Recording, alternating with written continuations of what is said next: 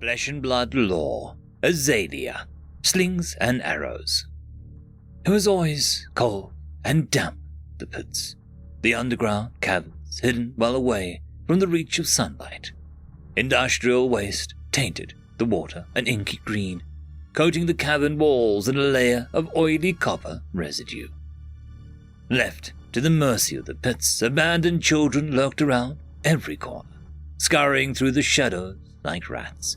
Tiny, skeletal figures hiding in alleyways, dangerously desperate, clutching makeshift weapons in their shaking hands. The squeakers fought like the vermin they were, teeth bared, ripping into flesh with knife and tooth and nail, clawing out eyes and tearing away skin. While feral and vicious, they were a little more than pests to the denizens of the pits, an insignificant speck in the sea of anarchy. Hiding in alleyways and beneath buildings, a nameless girl shivered in the shadows, her nights passing in a haze of fever dreams and stiff limbs. The chill never left. Cold set deep into her bones, ragged clothing doing little to protect her from the damp, diseased air. Shaking hands and blue lips were a close companion of every squeaker. While others died around her, the tiniest scraps of luck allowed her to survive, saving her fate more another day. A sickness that finally loosened its grip. A scrap of food dropped near the edge of the alleyway, a tattered coat peeled from an abandoned corpse. The smell of death, fetid and threadbare, clung to every pore, both a warning and a promise. Surrounded by the dead and dying, she watched as other children succumbed to the dangers of the pits. Hollow cheeks and bloated stomachs lying still within the shadows, beaten and bloodied, fallen next to the corpse they had been fighting over.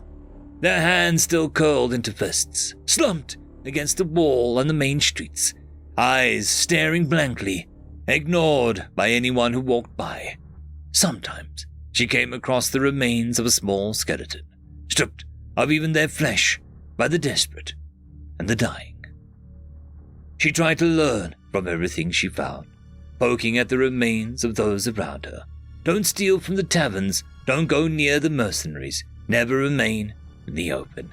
Avoid the brain and the organs, never drink from the river, don't go into the water, don't go near the dregs. Avoid the traveling merchants, don't ever get caught. She learned to bury herself in dust and dirt before sleeping, digging a sleeping space for herself beneath foundations. She learned to climb onto rooftops and travel above, where she could watch without being seen. She learned to create makeshift daggers from broken glass, how to avoid being noticed, which dump sites from metrics weren't monitored when she found the bow. She learned how to carve new handholds in the wood, spent weeks firing at a makeshift target. She tied cord to her arrows and went down to the water, spending hours attempting to spear a fish. It was not luck alone that kept her alive. She learned from the mistakes of others, taught herself new skills, studied the adults to find out what separated her from them, where they got their coin, what they spent it on, their habits and routines and equipment, what allowed them to survive. She studied the mercenaries that emerged from the taverns, bearing pouches of tactics, their weapons always at hand. Some became stronger, bigger, and more powerful, bearing the mark of a spade and 3 daggers. She followed one back to his main hideout, looking up at the sign of the tavern. She watched everyone who visited the building, taking note of which one seemed to be the most powerful, where gangs rose and fell, where other mercenaries died. These were the ones that continued to come back, and so she set her sights on blackjacks. End of story.